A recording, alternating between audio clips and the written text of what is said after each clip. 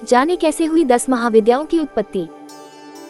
नवरात्रि के दौरान देवी दुर्गा की अंगभूता 10 महाविद्याओं की साधना वही साधक करते हैं जो तंत्र मंत्र और गुप्त विद्याओं पर सिद्धि प्राप्त करना चाहते हैं। अघोरी, साधु और तंत्र मंत्र के साधक महाविद्याओं के अनन्य भक्त होते हैं और इनकी साधना से उन्हें अचूक सिद्धियों की प्राप्ति होती है। माँ आदिशक्ति हर रूप में अलौकिक है। 10 महाविद्याएं काली, तारा, छिन्नमस्ता, षोडशी, भुवनेश्वरी, भैरवी, धूमावती, बगलामुखी, मातंगी, कमला ये सभी माता के ही स्वरूप हैं। 10 महाविद्याओं के प्रादुर्भाव की गाथा। इस समस्त संसार को चलाने वाली परमशक्ति माँ भगवती पृथ्वी के हर कण में विद्यमान है।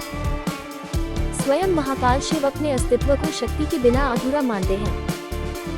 माँ भगवती से उत्पन्न हुई 10 महाविद्याओं की उत्पत्ति में भगवान शिव की भी महत्वपूर्ण भूमिका है, क्योंकि भगवान शिव ने ही एक बार माता पार्वती को तंत्र, मंत्र और अनेक सिद्धियों का ज्ञान दिया था, जिसके फलस्वरूप माता ने समय आने पर स्वयं को 10 महाविद्याओं के रूप में अवतरित किया। शिव पुराण में 10 महाविद्याओं से संबंधित एक कथा का वर्णन है, जिसके अनुसार असुर का एक पुत्र हुआ, जिसका नाम दुर्मासुर था।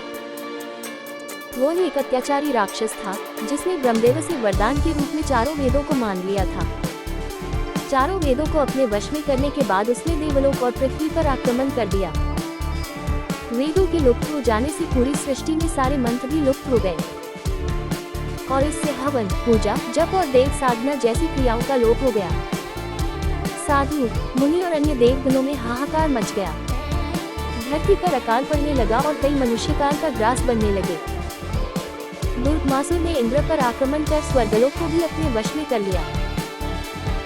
इस भयावह परिस्थिति से दुखी होकर सभी देवताओं ने त्रिदेव की शरण ली, परंतु स्वयं ब्रह्मा, विष्णु, महेश के पास भी इस विकट समस्या का कोई हल नहीं था। ऐसे में केवल माँ आदिशक्ति ही इस सृष्टि की रक्षा कर सकती थी।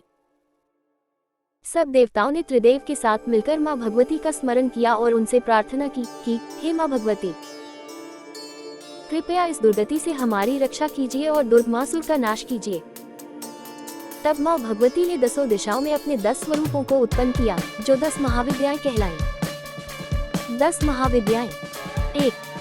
काली ही प्रथम महाविद्या है। माता का ये रूप कृष्ण वर्ण है और उन्होंने खप्पर धारण किया हुआ है। माता की जिह्वा अपने मुख से बाहर है। यह माता का उग्र स्वरूप है। 2. तारा, तारा का अर्थ है सबको तारने वाली। काली माँ जब कृष्ण वर्ण से नील वर्ण में परिवर्तित हुई तो उन्हें तारा नाम से संबोधित किया गया। माता का यह स्वरूप उग्र और सौम्य दोनों भावों का समागम है। 3. छिन्नमस्ता, यह माता का उग्र स्वरूप है, जिसमें उनके एक हाथ में खड्ग है और दूसरे हाथ में स्वयं का कटा हुआ शीश है। इनके कटे हुए स्कंद से रक्त की 3 धारा बह रही है, जिससे उनका छिन्नमस्तक और उनकी 2 सखियां जया और विजया रक्तपान कर रही हैं। 4. षोडशी, यह माता का अत्यंत सौम्य स्वरूप है। इनकी छवि श्याम, रक्तम और स्वर्णिम वर्णों युक्त प्रतीत होती है।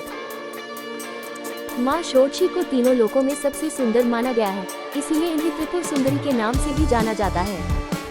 5. भुवनेश्वरी, माता का ये रूप सौम्य है। ये संसार के सभी ऐश्वर्य की स्वामिनी मानी जाती है।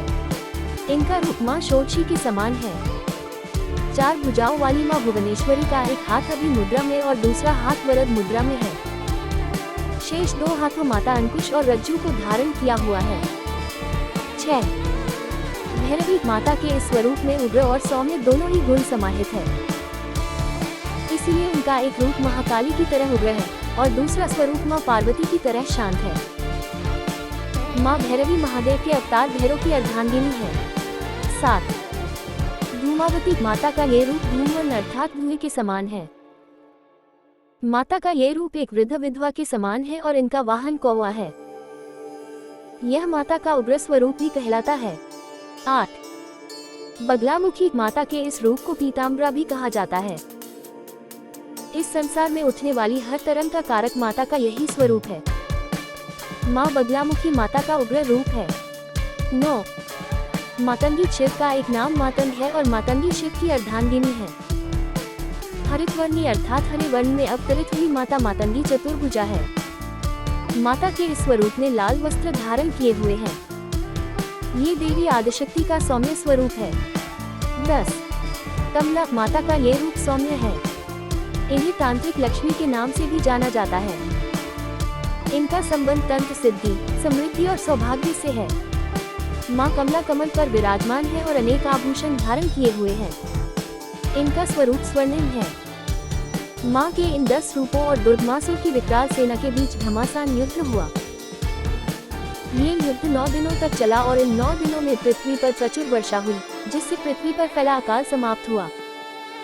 10 महाविद्याओं ने दुर्गमासुर की संपूर्ण सेना का नाश कर दिया और अंत में ये 10 महाविद्याएं एक रूप में समाहित हो गई और दिव्य प्रकाश से युक्त एक देवी ने अवतार लिया, जो सिंह पर सवार थी और अपने एक हाथ में त्रिशूल धारण किए हुए थी। इस दिव्य रूप में प्रकट हुई देवी ने दुर्गमासुर का वध किया। जून की माता के इस अवतार ने संसार को दुर्गति से बचाया और दुर्गमासुर का नाश किया, इसलिए उनके इस अवतार को दुर्गा नाम से पुकारा जाने लगा। तो ये थी माँ भगवती से उत्पन्न हुई 10 महाविद्याओं की कथा। नवरात्रि में इन 10 महाविद्याओं की आराधना अत्यंत फलदायक होती है। माता के ये स्वरूप आपके जीवन की हर दुर्गति को दूर करते हैं और आपको हर तरह की विद्याओं में सिद्धि पाने का आशीर्वाद मिलता है।